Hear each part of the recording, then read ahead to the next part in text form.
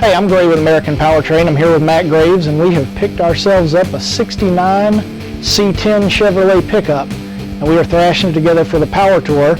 We call it our cheap 10, and we're going to drop in a 5.3 LS with a 5-speed, and we wanted to be able to ride in comfort without breaking the bank. So we called up our friends at Ridetech, and they sent us over a Stage 1 air suspension package. The C10 is one of the most popular packages that they sell, and this package is very affordable for somebody that wants to have a great suspension without spending a whole lot of money. These retail out for about $2,200, and they come complete with everything that you need to do a full installation and get on the road. So we're going to start out here with the rear suspension components, which feature their RQ shocks. These are the airbags that come with it, and they come with airbag mounts. Also comes with upper control arm brackets and an RQ series set of shocks for the front.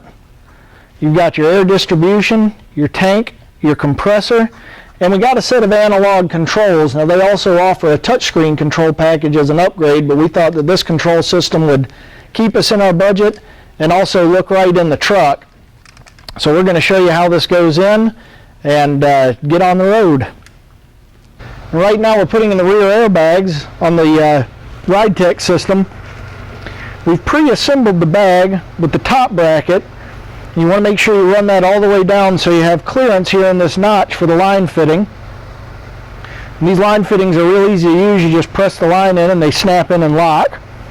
So we're going to put this in along with the smooth-sided RQ Ridetech shock, the bottom plate. It's actually a real simple assembly. We're going to show you how it's done. Alright, so as you can see, we've taken out the original springs and the original spring mount, so all we're left with is the trailing arm and the frame. Taking out the original shock. So to put the airbag in, it's really pretty simple. You just put the bottom plate on over the existing hole. There's a long bolt that goes up through the trailing arm.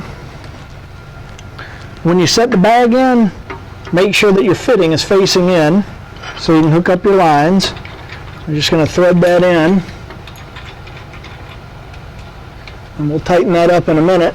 I'm going to have Matt, or actually I can roll over here and I'm going to jack this up.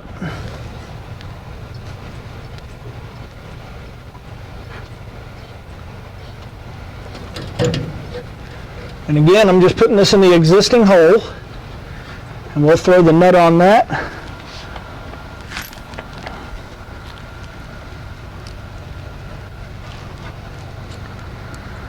Make sure to either use a nylock or a lock washer on this thing. You don't want it to come loose. And that's really all there is. Tighten those things up and your bag's in.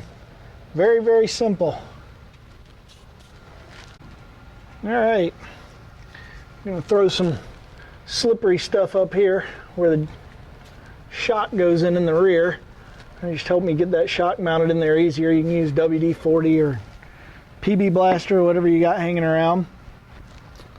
And put the top of the shock in first. And get a bolt through it.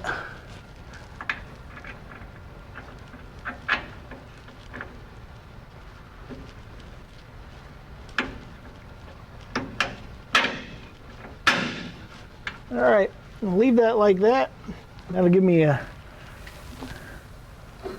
good basis for shoving this shock in. All right, just like that. Got bolts at both ends. Throw the fasteners on. Tighten them up. Rear shock's in. So as we mentioned, we are using a Stage 1 kit. This is the simplest system to put in and also the most budget conscious. Now, one thing you can do if you want to upgrade this is go to a Stage 2 set of trailing arms, which would be a tubular set of trailing arms. And that Stage 2 kit, as well as their Stage 3 kit, comes with a C-notch kit. So you'll be able to drop the truck even more. We're going to have a pretty reasonable ride height on this thing, so we're going to stay with what we got.